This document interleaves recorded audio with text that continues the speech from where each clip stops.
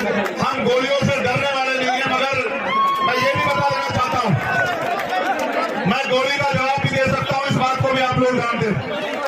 उनकी गोली का एक और कारण यह है कि वो डर रहे हैं, वो घबरा रहे हैं, और जब कोई घबराता है तो वो इस स्थिति में आता है कि इस तरह के हमले करता है।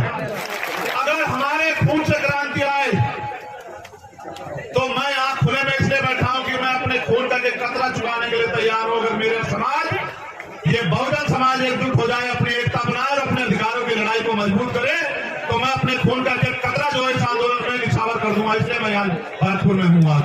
तो आदमी गोली से नहीं मरता, आदमी मरता है डर से, और डर जिस दिन मैं इस काम में आया था, मैं डर को घर छोड़ा था।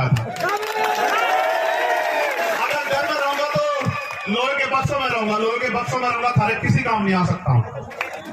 अभी वो गोली नहीं बढ़ी जो आपकी ममता को चीर के पार निकल जाए, ऐसी गोली बड़ी नहीं है अभी, आप चिंता मत कर। मैं ये बताना चाहता हूं जालिमों को, ना आपकी गोलियों से मेरी आवाज कमजोर पड़ी ना पड़ेगी। मैं कल भी हिस्सेदारी अधिकारों के लिए लड़ रहा था, और आज भी लड़ता हूं, कल भी लड़ता रहूंगा, जब तक मेरे जिस्म में लहू का आखिरी कतरा रहेगा, जब तक मेरे अंदर आखिरी सांस रहेगी, मैं आपके अधिकारों के लिए, आपको अपने पैरों पर खड़ा करने के लिए, आपको ताकतवर बनाने के लिए लड़ता रहूंगा। ये वचन देने के लिए मैं आज भरतपुर आया। उनको ये चुभने लगा कि आज एक लाखों चंद्रशेखर खड़े हो गए हैं, आज हर गली में चंद्रशेखर है, इस भरतपुर में हजारों चंद्रशेखर हैं जो सीधा ताल के खड़े हैं, जो जवाब देना जानते हैं। ये उनको चुभने लगा। वो लोग अपनी सरकार के मंचों में बैठ के कहते हैं जो कल तक हमारे जूतों के फीते बांधते थे, इस संविधान की वजह से हमारे सर पे चढ़ के बैठ गए हैं। ये वो कहते हैं। मेरी लड़ाई यह है कि संविधान ने जो अधिकार आपको दिए वो सुरक्षित रहे और वो लागू हो। मैं अपनी बात को शुरू करूं, अगर अब आप बीच में खड़े नहीं होंगे तब मैं शुरू कर सकता हूं। बार बार बीच में टोकने गाने में, अभी ये माइक भी खराब हो गया है। आपके और मेरे और भरतपुर के बीच में कई का समस्या आई है। एक बार मैं पहले भरतपुर आने का प्रयास कर रहा था, तब सूबे के मुख्यमंत्री मेरे और आपके बीच में आ गए। उनको प्रोग्राम में आना था और मैं उनके साथ आना नहीं चाहता था, क्योंकि उनकी सरकार में बहुत अच्छे काम नहीं हो रहे हैं, तो मैं फिर उस दिन नहीं आया। आज मैं आना चाह रहा था, प्रोग्राम तय हुआ तो आपसे पहले गोली मेरे पास चली आई, और अब मैं जब अपनी बात रखना चाह रहा था तो ये माइक खराब हो गया। मगर मैं ये समझता हूं कि ये सारी मुसीबतें भी मुझे आपसे अपनी बात रखने से रोक नहीं पाएंगी। आज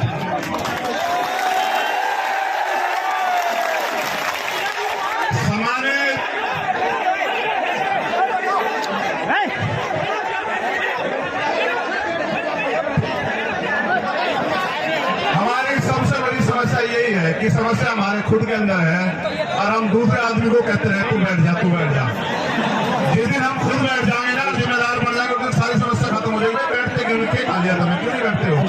ये जो नीले पट्टे पर बैठे तुम पत्रकार हो, क्यों नहीं बैठते हो?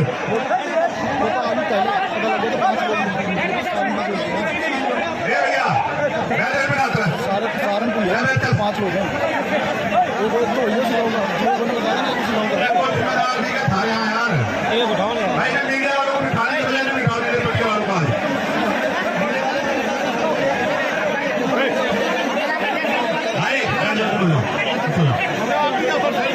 भाई तब भी मानने को राजी नहीं, तब मेरी सभा खराब करके मैं जा रहा है, क्या करोगे इसका? पीछे तुम्हें क्या परेशानी, पीछे सारी वजह से पूरी सभा खराब हो रही है। 4 लोग मैं खराब हो जाऊँ।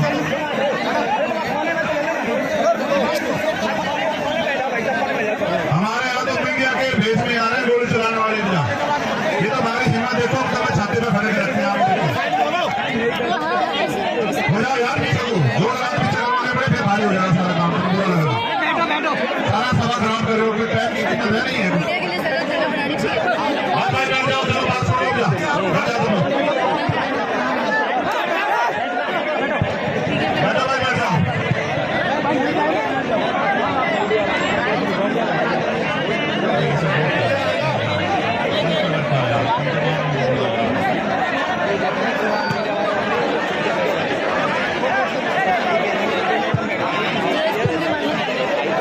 देखो आज भरतपुर आने के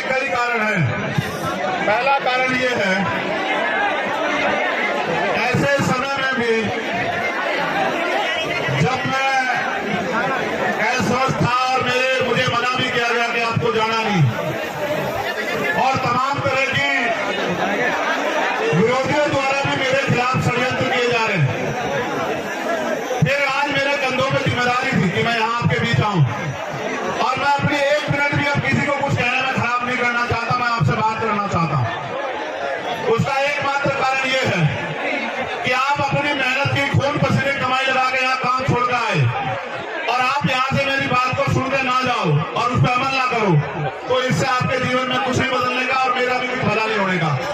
क्योंकि पहली जो सबसे ज्यादा जरूरी बात यहाँ आने की वो ये है कि मैं जब भी राजस्थान आया किसी भी अन्याय के खिलाफ लड़ने के लिए, राजस्थान के साथियों ने पल के बिछा के मेरा स्वागत किया, मुझे हिम्मत दी, मुझे ताकत दी, मेरी रक्षा सुरक्षा की। इसके 2 रुपये के चक्कर में ना पड़े, नाश ना पड़े, चैन तक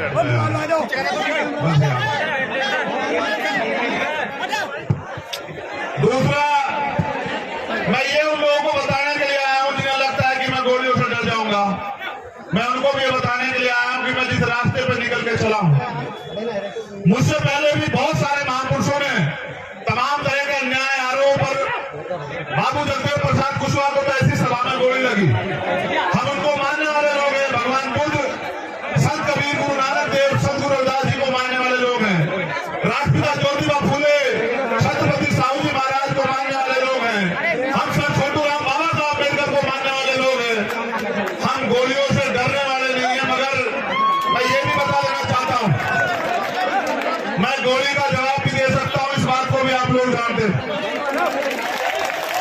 अगर मैं गोली का जवाब शांति से दूंगा हमेशा, मैं आज भी आपसे अपील करूंगा कि आप शांति बना के रखो। उनकी गोली का एक और कारण यह है कि वो डर रहे हैं, वो घबरा रहे हैं, और जब कोई घबराता है तब वो इस स्थिति में आता है कि इस तरह के हमले करता है। आप ये जानते हो कि वो मुझे सीबीआई, इनकम टैक्स से नहीं डरा सकते, वो मुझे मुकदमों जेल से नहीं डरा सकते। मैंने भारत की सबसे बड़ी जेल तिहाड़ भी 2-2 बार काटी है। मैंने 16-16 महीने जेल काटी है। मैंने यहाँ राजस्थान की जयपुर की जेल भी काटी है। मुझे वो जेल से नहीं डरा सकते। मैं उन नेताओं जैसा नहीं जिनके मुंह पे टेप लग जाए, इसलिए उन्हें लगा कि वो गोली से मेरा मुंह बंद कर देंगे। मैं आपको वचन देकर कहता हूं कि कोई गोली मेरा मुंह बंद नहीं कर सकती आपकी लड़ाई लड़ने के, आपकी हक की आवाज उठाने के लिए। तो ये मेरा संदेश उनको भी है कि मैं आपकी गोलियों से नहीं डरूंगा। अगली बार फिर तैयारी करना। मेरी माओ बहनों का, मेरे भाइयों का प्यार आशीर्वाद मेरे साथ है। जब तक इनका प्यार आशीर्वाद मेरे साथ है, मैं कहीं नहीं जाने वाला। जब तक कुदरत ने मुझे जिंदगी दी है, मैं जिंदा दिल से जीऊंगा, शेर की तरह जीऊंगा, आपके बीच रहूंगा। दूसरी बात, मैं यहाँ इसलिए भी आया कि मैंने आपको वचन दिया कि मैं आऊंगा भरतपुर, और मैं ये बताने के लिए भी आया हूं कि मेरा दिया हुआ हर एक वचन, उसको अगर मुझे अपनी जान की कीमत चुका के भी निभाना पड़ा, मैं उसको निभाऊंगा। और जो वचन मैं आपको दूंगा उसको मैं पूरा करूंगा। अगर मेरी मुझे जान की बाजी भी लगानी पड़ी, उसके लिए भी मैं तैयार रहूंगा। ये बताने के लिए मैं यहाँ हूं। और चौथी और आखिरी बात, जो सबसे महत्वपूर्ण हमारे नेताओं को भी सुननी चाहिए, कि जब आप संघर्ष के पथ पे हो, कर्तव्य के पथ पे हो, अगर कोई बहुत ही ज्यादा मुसीबत आ जाए तो आप लक्ष्य से भटक जाओ, आप समय से ना पहुंचो, वरना आप समय से पहुंचो और मिशन के रास्ते में कोई कठिनाई आ जाए, जब तक आपके महापुरुषों का सपना पूरा ना हो तब तक रुको ना, अडिग रहो जैसे मैं आज अडिग खड़ा हूं, ऐसे आप भी अडिग रहो। क्योंकि ये परिवर्तन का आंदोलन है, एक दिन में पूरा नहीं होगा। हजारों लोगों की कुर्बानियां होगी। गुलामी की बेड़ियां एक दिन में नहीं कटती हैं। मैं ये बताने के लिए भरतपुर में हूं, इस एकता के बीच में, कि अगर गुलामी की बेड़ियां काटनी है तो कुर्बानी देने के लिए तैयार रहो। क्योंकि जिस कौम में कुर्बानी के बदले तैयार नहीं होते, वो कौम कभी आजादी प्राप्त नहीं करती है। इतिहास गवाह है। अगर हमारे खून से क्रांति आए तो मैं यहाँ खुले में इसलिए बैठा हूं कि मैं अपने खून का एक कतरा चुकाने के लिए तैयार हूं। अगर मेरे समाज, ये बहुजन समाज एकजुट हो जाए, अपनी एकता बनाए और अपने अधिकारों की लड़ाई को मजबूत करे, तो मैं अपने खून का एक कतरा जो है इस आंदोलन में निछावर कर दूंगा। इसलिए मैं यहाँ भरतपुर में हूँ आज। देखो, आज मैं बहुत बड़ा कोई भाषण नहीं करूंगा। ये सच है, मेरी भी इच्छा है कि मैं जिंदा रहूं। जिंदा रहने की इच्छा इसलिए नहीं है कि मुझे बहुत बड़ी कुर्सी पे बैठना है, आपकी दी हुई प्लास्टिक की कुर्सी, और अगर आप जमीन पर बिठाते वो भी मेरे लिए महलों की कुर्सी, हीरो के ताज से बढ़ते हैं। लेकिन सवाल ये है, आज तो मैं महसूस कर रहा हूं, बात मेरी जान की नहीं है। मैं चला जाता, मेरी माँ एक दिन रोती, मेरे भाई होते। मेरे बालक को तो ये भी नहीं पता कि उसका पिता गया कहाँ है। वो तो कभी जब वो समझदार होता उसको पता लगता कि उसका बाप कहीं गया था और रास्ते में इस तरह मारा गया। लेकिन सच ये है कि जो लोग इस आंदोलन में मुझसे उम्मीद करके भरोसा करके जुड़े हैं, मुझे अपने से ज्यादा उनकी परवाह, उनका हौसला ना टूट जाए, इसलिए मैं भरतपुर आया कि उनको ये ना लग जाए कि भाई गोली भी लग सकती है। गोलियां तो लगेगी भाई। जिन्होंने अधिकार छीन रखे, जो कुर्सी में बने बैठे हैं, अगर आप उनसे अधिकार लेने का काम करोगे, सत्ता छीनने का काम करोगे, तो गोली भी चलेगी, मुकदमे भी होंगे, जेल भी जाना पड़ेगा, और भी मुसीबत आएगी, इनका सामना भी करना पड़ेगा। और आज मुझे बड़ी खुशी है कि आज मेरे पैर से बहुत सारे कंधे हैं कि अगर चंद्रशेखर चला भी गया तो ये आंदोलन रुकने वाला नहीं है। इतना भी मुझे भरोसा हुआ। मुझे देखो, आप लोग खतरे से वाकिफ हो, मैं आपको घटना भी बता देता हूं, फिर मैं आपसे काम की बात करूंगा। जब मेरा टेक्निकल मुआयना होने चला गया, मेरे कपड़े, जब मेरे कपड़े आएंगे तो आप देखना बनियान में और शरीर में कितनी जगह होती है। बोलने वाला तो कोई कुछ भी बोलता रहे, मैं सस्ती लोकप्रियता की राजनीति करता नहीं हूं, आप जानते हो इस बात को। जब मेरे कपड़े आएंगे आप देखना, या पुलिस का बयान आएगा आप सुन लेना, वहां की पुलिस भी हमारी नहीं, वहां की सरकार भी हमारी नहीं। मैं अपने साथियों को भी बता दूं कि जितनी जगह बनियान में और शरीर में होती है उसमें वो 3 छेद है, 3 गोली गई है वहां को, मगर एक लगी, वो भी इसलिए लगी क्योंकि उनकी इच्छा भी मजबूत थी, लेकिन वो बची इसलिए क्योंकि आपका प्यार ज्यादा ताकतवर था। पहली गोली जब शीशे पे लगी, वो शीशा मजबूत था, वो क्योंकि राउंड कम मिले, वो आसानी से आगे ऐसा लगा जैसे पत्थर लग गया सिर में। मैंने अपने साथियों से कहा कि भाई शायद किसने पटाखा छुपाया, किसका टायर पड़ गया। मैंने कहा पत्थर आगे लगी दिखे। लेकिन जब दूसरी गोली लगी तब मुझे एहसास हुआ, तो मैंने मनीष से कहा भाई, मैंने कहा गिर गए हैं, गोली चल रही है। मैंने कहा गोली चल रही है, गोली लगी है। फिर मैंने अधिकारियों को बताया। ये बात मैंने आपको इसलिए बताई, मुझे एक बात का पता, आदमी गोली तो नहीं मरता, आदमी मरता है डर से। और डर जिस दिन मैं इस काम में आया था, मैं डर को घर छोड़ आया था। अगर डर में रहूंगा तो लोहे के बक्सों में रहूंगा, लोहे के बक्सों में रहूंगा, थारे किसी काम नहीं आ सकता हूं। अगर थारे बीच रहूंगा तो थारे भी काम आऊंगा, और मुझे लगता है कुछ करके भी दिखा पाऊंगा। तो मुझे जैसे मेरी जान को खतरा है, पूरे भारत में भीम आर्मी आजाद समाज पार्टी के माध्यम से, और हमारे बहुजन पत्रकार भी, ये भी बात कहनी पड़ेगी, हमारे पत्रकार जो बहुजन समाज के हैं भाई, या जो ईमानदार पत्रकार हैं देश में, या जो ईमानदार से लड़ाई लड़ रहे हैं भीम आर्मी आजाद समाज पार्टी के लोग, या किसान सभा के लोग, या हमारे जाट महासभा के लोग, या अन्य कोई बहुजन संगठन जो ईमानदार से लड़ा रहे हैं, उन सबकी जान को खतरा है। आप मेरे लिए सुरक्षा की मांग कर रहे हो, मैं यहाँ भी सुन रहा था। कितने लोग इस सुरक्षा की मांग करोगे आप बताओ, और किसकी सुरक्षा सुनिश्चित हो सकती है? इस सुरक्षा को सुनिश्चित करने का एकमात्र माध्यम है कि जो लोग सुरक्षा देने वाले हैं उनके हाथ आपके हो जाएं। जिनसे सुरक्षा मांग रहे हो उन कुर्सियों में आप जाके बैठ जाओ। जिस दिन उन कुर्सियों में आप बैठ जाओगे, ना चंद्रशेखर आजाद को खतरा होगा और ना किसी आम आदमी को खतरा होगा। चाहे राजस्थान हो या उत्तर प्रदेश, भयमुक्त शासन आएगा, भयमुक्त। हर आम आदमी, चाहे वो किसान हो, कामगार हो, मजदूर हो, कोई बहन हो, कोई बिटिया हो, कोई बच्ची हो, कोई बुजुर्ग हो, जब ऐसे लोग कुर्सी में बैठेंगे जो सबकी सुरक्षा चाहते होंगे, जिनका लक्ष्य होगा कि हर कमजोर को बुनियादी सुविधाएं, अधिकार, स्वाभिमान, सम्मान की जिंदगी मिले, इंसानियत बनी रहे, तब जाके व्यवस्था बदलेगी, वरना आप नहीं कर पाओगे इतने लोगों की सुरक्षा। क्योंकि आज जो सरकार में बैठे हैं उनका एकमात्र लक्ष्य ये है कि जो भी आपके खिलाफ आवाज उठा रहा है, उस आवाज को किसी भी तरह कुचल दो। अगर मुकदमों से डर जाए, मुकदमों से डरा दो। अगर पैसे से खरीद लिया जाए, पैसे से खरीद लो। अगर और कोई डर दिखा के सीबीआई, ईडी, इनकम टैक्स का ताला लगता लगा दो उसके मुंह पे, और अगर इनसे भी ना घबरा रहा हो तो गोलियों से उसके सीने को छलनी कर दो। अभी वो गोली नहीं बढ़ी जो आपकी ममता को चीर के पार निकल जाए, ऐसी गोली बढ़ी नहीं है अभी, आप चिंता मत करो। मेरी बात पर गौर करो और बात मुझे आपसे कहनी है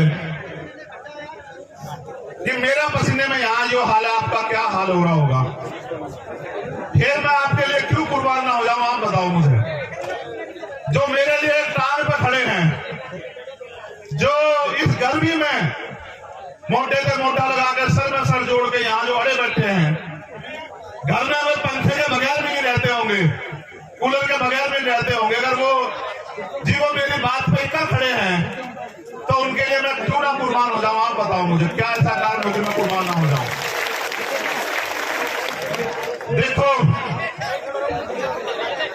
भाई, कम जा, बैठ जाना, बैठ जा। गुजारा जी की सब समय हो, उसे ना कुछ हो सकता, मत का बैठ जा, बैठ जा, ना करे कोई, इनकी सुरक्षा ज्यादा है। देखो मेरी बात पे गौर करो। 26 जनवरी 1950 को भारत में लोकतंत्र आया था। लोकतंत्र यानी कि बहुमत का शासन, जिनका वोट होगा उनका राज होगा।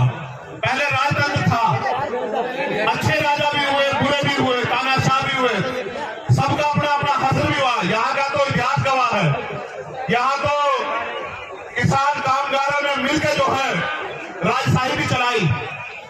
अगर हमारी वफादारी थी, जो खजांची हमारा था, ये हमारी वफादारी थी कि खजांची हमारा था, ये हमारी वफादारी थी, हमें भरोसा था।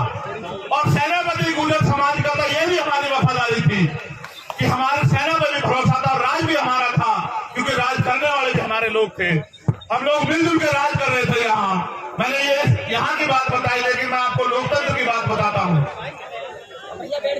कि जिनका वोट होगा उनका राज होगा। आज आपको चाहे रोजगार चाहिए हो या न्याय चाहिए हो या कोई हक अधिकार चाहिए हो, हर चीज के लिए सरकार पे आप लोग निर्भर हो, लेकिन सरकार बनाने की शक्ति आपके अंदर है। जैसा मैंने कहा, जिनका वोट होगा उनका राज होगा।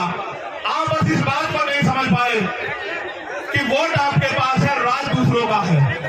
अगर जिनका वोट है वो अपनी वोट को संगठित करके और एक एक वोट को अपने पक्ष में दे दें तो राज यहाँ आपका आ जाएगा। और जिनका राज आ जाएगा, आप ये बताओ, अगर राजस्थान में आपका राज होगा तो क्या राजस्थान में मुझे कोई खतरा हो सकता है क्या? बात मेरे खतरे की नहीं है, मैं आपका ध्यान आकर्षित करूंगा। बात उस खतरे की है जो अन्याय लंबे समय से राजस्थान में हो रहा है। चाहे पूछे रखने पर हत्या हो, चाहे पानी पीने पर मटकी छूने पर हत्या हो, चाहे घोड़ी में बैठने पर अपमान किया जाए, चाहे और तमाम तरह की जातीय, धार्मिक और तानाशाही सामंतवादी सोच के कारण हमारे लोगों के साथ अन्याय हो, दलित पिछड़े अल्पसंख्यक समाज के साथ, ये सारा अन्याय तब रुकेगा। देखो, मैं अपनी पीठ का घाव, ये मेरा जरा सा घाव 1 इंच का, इससे इस घाव के जख्म को मैं सह लूंगा। ये मेरी पीठ पे है, ये मुझे कम दिखाई देगा, लेकिन जब रोज मैं अन्याय सुनता हूँ, अपनी बहन बेटों के साथ होते अन्याय को देखता हूँ, अखबार में पढ़ता हूँ, टीवी में देखता हूँ, वो जो घाव मेरे सीने पे होता है, मैं उस घाव से परेशान हूँ। इस दर्द को तो कुछ नहीं है, इस दर्द को तो मैं सह लूंगा, इस दर्द को सह सकता हूं, तभी तो आपके बीच में हूं।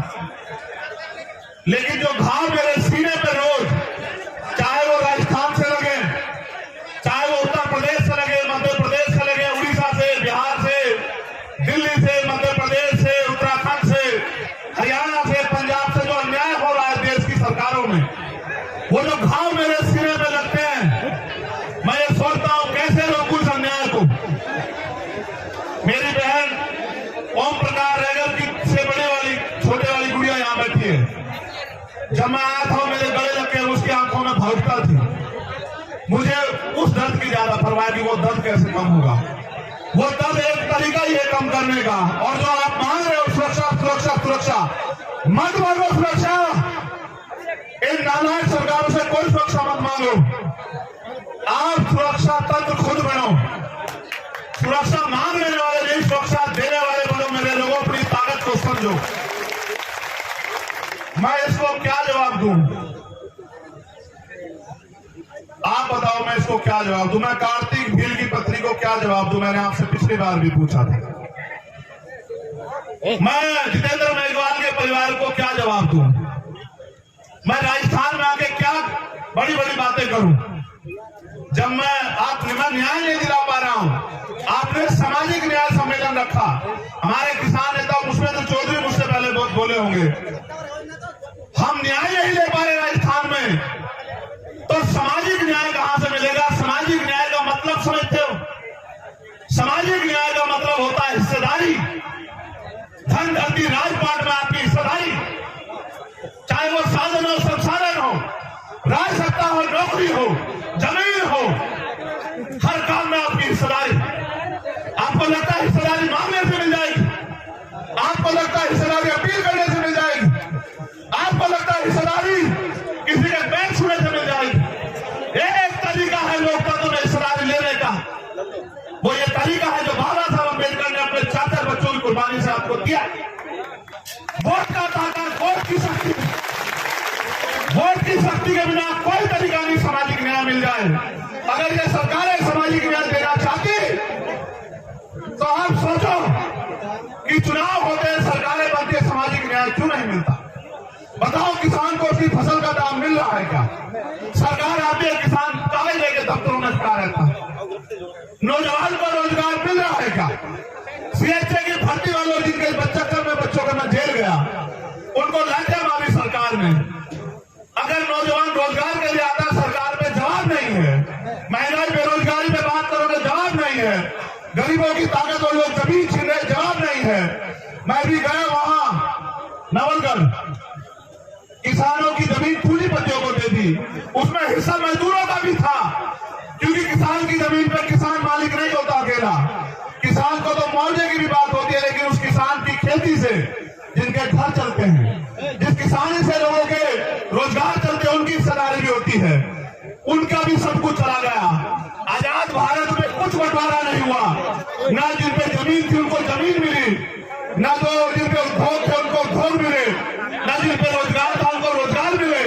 अगर मिला तो ये मिला कि जब भी हत्या वाली खाई तो लाठियां मिली, गोलियां मिली, जेल मिली, मुकदमे मिले, अन्याय हुआ, अत्याचार हुआ, अपमान हुआ। और अगर किसी ने आवाज खोली तो उसका स्वागत गोलियों से हुआ। मैं ये बताना चाहता हूं जालिमों को, ना आपकी गोलियों से मेरी आवाज कमजोर पड़ी ना पड़ेगी। मैं कल भी हिस्सेदारी अधिकारों के लिए लड़ रहा था और आज भी लड़ रहा हूं, कल भी लड़ता रहूंगा। जब तक मेरे जिस्म में लहू का आखिरी कतरा रहेगा, जब तक मेरे अंदर आखिरी सांस रहेगी, मैं आपके अधिकारों के लिए, आपको अपने पैरों पे खड़ा करने के लिए, आपको ताकतवर बनाने के लिए लड़ता रहूंगा। ये वचन देने के लिए मैं आज भरतपुर आया।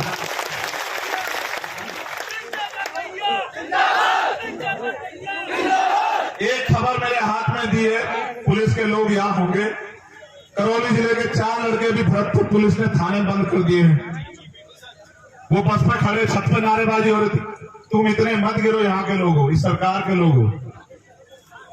ये लोग जिस दिन, मैं कह रहा हूं ना, जिस दिन ये क्रांति यहां से जन्म लेगी, तुम्हारी सरकार भी उखाड़ फेंकेगी, इस बार याद रखना। क्या मेरे लोग को क्या बन सकते हो मेरे लोगों को? क्या छत पे खड़े होकर नारेबाजी करना पड़ा था? वो मुझे पता है वो छत पे क्यों खड़े थे। वो इसलिए खड़े थे क्योंकि मैं एम्बुलेंस में लेटा हुआ था, मुझे देखना चाहते थे, इसलिए वो छत पे खड़े थे। छत पे खड़े होने वालों को गिरफ्तार करते हो और मेरे लोगों को छत से फांसी का फंदा बांध के लटकाने वालों को माला पहनाते हो, शर्म करो। मेरी लड़ाई पुलिस से नहीं है, मैं जानता हूं ये सरकार के नेताओं के इशारे पे होगा, उन नेताओं के इशारे पे जिनकी जमीन खिसकेगी यहां से। मैं उनको ये कहना चाहता हूं, मैं भी मालिक नहीं, ये मालिक है जो सामने बैठे, ये मालिक है, ये लोकतंत्र है, जनता मालिक है। ये जनता जिसके साथ खड़ी है वो नेता है, ये जिसके पीछे खड़ी है वो आगे बढ़ेगा। कल तक ये आपके साथ थी, अगर ये मेरे साथ खड़ी हो गई, तुम्हें मुख्यमंत्री की कुर्सी के आसपास भी नहीं जाने देंगे मेरे लोग, याद रखना। मुख्यमंत्री गलतफहमी में मत रखना, और न रहना रहना हम हैं। पुलिस से हमारी कोई लड़ाई नहीं, पुलिस के लोग किसान कामगारों के बच्चे हैं, वो हमारे लोग हैं। वो अगर हमें लाठी भी मारेंगे तो ये सोच के मारेंगे कि अपने को लाठी मार रहा हूं। लेकिन याद रखना, सरकार से कोई हमारा रिश्ता नहीं। अगर सरकार के लोग हमारे लोगों से अन्याय कराएंगे, हम अपने लोगों की लाठियां खा लेंगे, लेकिन आपकी कुर्सियां खींच लेंगे भी। ये आप याद रखना, समय आ रहा है 2023 का।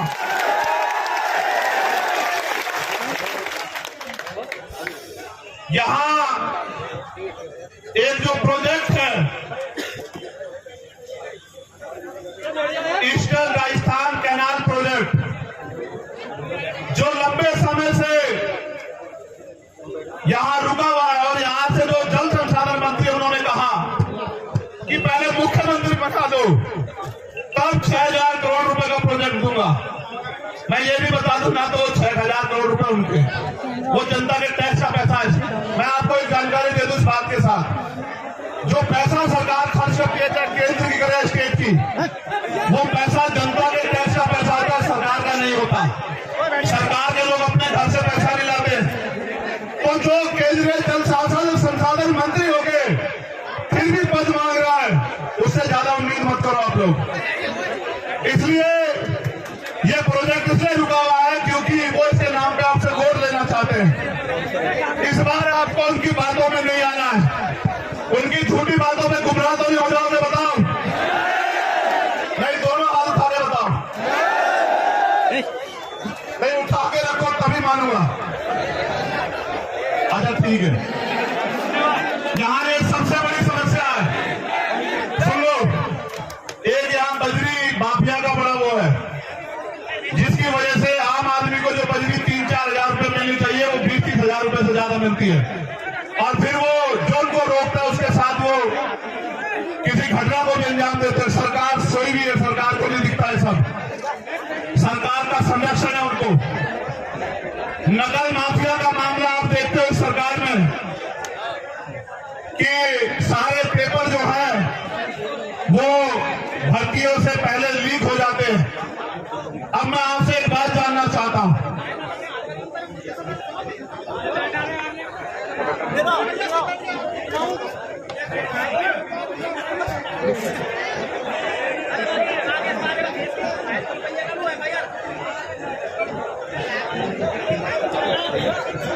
आप यहां क्यों आए? मैं आपसे जानना चाहता हूं। हल्ला मत बजाइए राइट वाले, बहुत नजदीक खड़े वहां देखो लोग 200 मीटर चैन से खड़े हुए। और मैं तुमसे कूलर के आगे धरने से नहीं कह रहा, मुझे हवा की जरूरत नहीं, मगर चैन से खड़े हो जाओ। मेरी हवा, मेरे हिस्से की हवा भी कोई बात नहीं। मैं आपसे पूछ रहा हूं, आप यहाँ क्यों आए? यहाँ गोली भी चल सकती है आपके ऊपर, मेरे चक्कर में आपको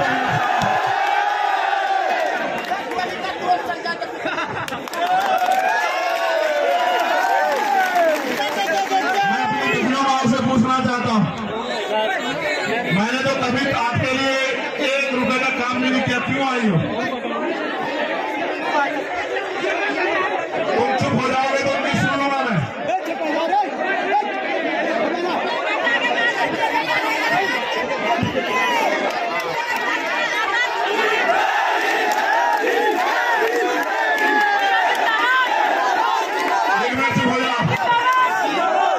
एक सवाल और है, ये गरीब, आपका ये गरीब खून जो है ना, ये खटक बहुत रहा लोगों की आंखों में। क्या ये आपका आशीर्वाद आगे भी मुझे मिलेगा? ऐसा तो नहीं जब अमीर आ जाएंगे तो अपने गरीब बेटे को भूल जाओगी, अपने इस भाई को भूल जाओगी।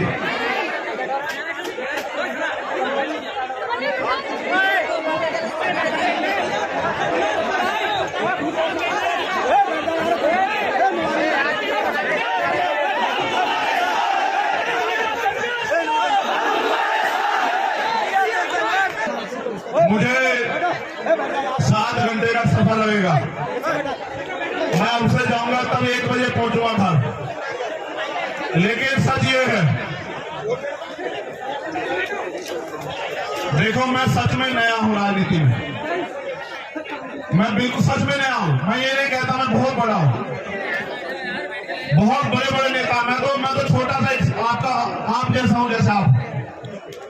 लेकिन मैं आपको ये वादा कर सकता हूं क्योंकि आदमी के लिए जान से बढ़ के कुछ नहीं होता। मुझे यहाँ से एमपी एमएलए का चुनाव नहीं लड़ना है, लेकिन मैं चाहता हूं कि यहाँ भी अन्याय खत्म हो, यहाँ भी आप लोग ताकतवर हो। मैं यूपी में नहीं गया सभा करने, इस घटना के बाद में यहाँ आपके पास आया ये कहने कि यहाँ आपके पास पहले मौका आएगा अपने लोगों की रक्षा सुरक्षा करने का।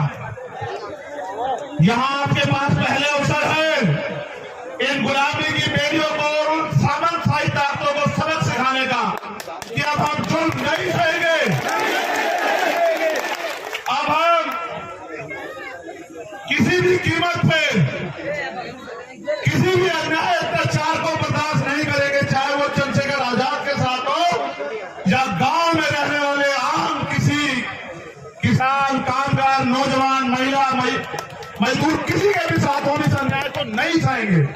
ये सबसे बड़ा मौका आपके पास आने वाला है और मैं आपसे आग्रह करूंगा, ये राजधानी है हमारी, मैं इस बात को जानता हूं, ये आगरा से लगी हुई ये राजधानी है हमारी। मैं आपसे अपील करूंगा, आपने मिट्टी के पुतलों को ताकतवर बनाया। मैंने आपसे पहले कहा कि सबके लिए अपनी जान कीमती होती है, लोग रोटी और जान के लिए जीते हैं। मैं अगर जीता हूं, अगर मुझे ये दूसरा जन्म मिला है तो मैंने पहला जन्म भी आपके नाम सब कुर्बान कर दिया था और मेरा ये जन्म भी आपके नाम कुर्बान रहेगा। आप इस बात को जान लें। ना मैं आपके स्वाभिमान, सम्मान, आपके हक अधिकारों से पहले समझौता करता आया और ना आप करूंगा। मेरी जान जा सकती है, लेकिन मैं कभी आपके अधिकारों के को झुकने नहीं दूंगा, ये वादा करने के लिए भरत हुआ। मेरे जाने के बाद तमाम तरह की बातें होंगी, बस याद रखना। अगर आप ये सोचते हो कि आपके साथ यहां अन्याय हुआ, मैं दिल से कह रहा हूं, आपके पीठ पे पड़ी हुई एक लाठी चंद्रशेखर आजाद की पीठ पे पड़ी। जब कोई जालिम, देखो मुझसे लड़ाई क्या है मैं बता देता हूं, आपसे पहले नहीं होता था कि कोई ताकतवर किसी की बच्ची को नोच ले, किसी का अपमान करे, किसी को गलत निगाह से देखे, किसी को घोड़े पे ना बैठने दे, किसी की मूछें रखने पे हत्या कर दे, किसी की मटकी छूने पे हत्या कर दे। अब से पहले नहीं होता था, लेकिन अब होता है कि अगर ऐसा कोई करता है तो वो मिनट से पहले जेल जाता है, उसका बाप भी उसको बचा नहीं पाता। होता जो ये सोचते थे कि ये किसान कबीले, दलित, पिछड़े, अल्पसंख्यक समाज के लोग, आदिवासी समाज के लोग उनकी जागीर है, उनके गुलाम है, इनका शोषण करना उनका जन्मसिद्ध अधिकार है, आज वो लोग मिनट से पहले जेल में जाते हैं, उनको सजा होती है। उनको ये चुभने लगा कि आज एक लाखों चंद्रशेखर खड़े हो गए हैं, आज हर गली में चंद्रशेखर है, इस भरतपुर में हजारों चंद्रशेखर हैं जो सीना तान के खड़े हैं, जो जवाब देना जानते हैं। ये उनको चुभने लगा। वो लोग अपनी सरकार के मंचों पर बैठे कहते हैं कि जो कल तक हमारे जूतों के फीते बांधते थे, इस संविधान की वजह से हमारे सर पे चढ़ के बैठ गए हैं। ये वो कहते हैं। मेरी लड़ाई ये है कि संविधान ने जो अधिकार आपको दिए वो सुरक्षित रहे और वो लागू हो और नए अवसर पैदा हो और भारतीय संविधान सुरक्षित रहे और बाबा साहब अम्बेडकर, सर छोटूराम और चौधरी चरण सिंह, चौधरी कुंभाराम आर्य, कोतवाल धन सिंह गुर्जर, जननायक बिरसा मुंडा और मान्यवर काशीराम साहब के अधूरे सपने पूरे हो। यही मेरा सपना है, इसलिए मैं राजस्थान में हूं और मैं जानता हूं, नहीं मुझे बोलूं, मैं जानता हूं ये तभी पूरा होगा जब आपके हाथ मेरे कंधे पे होंगे और फिर ऐसा शासन आएगा जैसे राजा सूरजमल का शासन था, जहां सेना भी हमारी, जहां कोष भी हम पे और जहां राज भी हमारा और सम्राट अशोक जैसा राज, वो तभी आएगा जब आप एक हो जाओगे। बहुत बहुत धन्यवाद। आपके प्यार, आपके आशीर्वाद की अभिलाषा रखता हूं और ये उम्मीद करता हूं कि अब की बार आप मेरे हाथों को मजबूत करोगे और मेरे पीठ का जख्म बढ़ जाएगा, लेकिन मेरे दिल के जख्म को कम करने का काम करोगे, ऐसा मुझे विश्वास है। 20 अगस्त को जयपुर में हमारा महासम्मेलन है। मेरी निगाह रहेगी भरतपुर के क्षेत्र के लोगों पे कि वो मेरे सम्मान की रक्षा करने के लिए जयपुर जरूर आएंगे। मैं भी आपसे वादा करता हूं, समय का कोई पता नहीं, मेरी लड़ाई किसी जाति धर्म से नहीं। मैं मानता हूं हर जाति धर्म में अच्छे बुरे लोग हो सकते हैं, उनकी अपनी समस्या हो सकती है, लेकिन अगर सब ठीक रहा और मेरे अंदर जान रही, मैं आपका स्वागत करने के लिए जयपुर 20 अगस्त को जरूर आऊंगा। क्या हुआ? कि हमारे किसी और ने लौट गए और हमारे खेतन ले रहा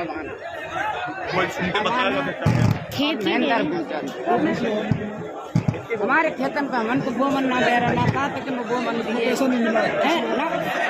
बोला एक माई की समस्या है और मेरा काम यही है कि अगर मेरे होते उनकी समस्या हल हो जाए तो इससे अच्छा कुछ है नहीं। माई आप काम करो, आप हमारे यहाँ के जो लीडर्स लोग हैं, राजन वो दिए गोवा दिए तब मैं देते इतने बड़े बात। माई मुझे आपने कल इनको बताया होगा, ये लोग गए थे 2 साल से भजे डोल रहे। आप 2 साल से डोल रहे हैं, मुझे आप मांगे हुए 10 दिन दे दो भाई, इनकी समस्या सोल्व करा के मुझे बता दो। जब तक सोल्व ना हो तब तक मत बताना, जब सोल्व करा दो। ये माई कह दे कि मैं संतुष्ट हूँ, चाहे तुम्हें कोई कीमत चुकानी पड़े, धरना हो कुछ हो, चाहे लाठियां खानी पड़े। मैं एक आग्रह करूंगा, वो हिंसा के रास्ते में इसलिए ले जाना चाहते क्योंकि हम ताकतवर हो रहे हैं और उनको पता कल हम उनसे कुर्सियां छीन लेंगे। हमें हिंसा के रास्ते पे नहीं जाना, मेरे लोगों की बात याद रखना आप लोग। मैं हाथ जोड़ के अपील कर रहा हूँ आपसे, ये मेरी बात करके मान रख लेना। अरे आपने मैं आपकी ताकत को जानता हूँ, आपने गलत रास्ता इख्तियार किया, सब खराब हो जाएगा। आप वोट की शक्ति में भरोसा रखना, आप जीत जाओगे। मैं सब तरह कहता हूँ आप जीत जाओगे अगर आपने वोट की शक्ति में भरोसा रखा, याद रखना मेरी बात को। एक और घटना कल सारी माधोपुर में हुई जहां हमारे डॉक्टर्स लोगों पे गाड़ी चढ़ा दी गई और ये हमारे मुकेश मेहरवा जी के भतीजे भी है, परिवार के लोग। मैं ये मानता हूं कि जो लड़ेगा उसको न्याय सहना पड़ेगा, उसके परिवार को भी, लेकिन मैं ये भी मानता हूं कि हम लोग झुकेंगे नहीं किसी भी कीमत पर। बहुत बहुत धन्यवाद, आप सब लोग यहाँ आए, आपने मेरा मान रखा, आपने इतना प्यार दिया। जय भीम, जय भारत, जय जवान, जय किसान।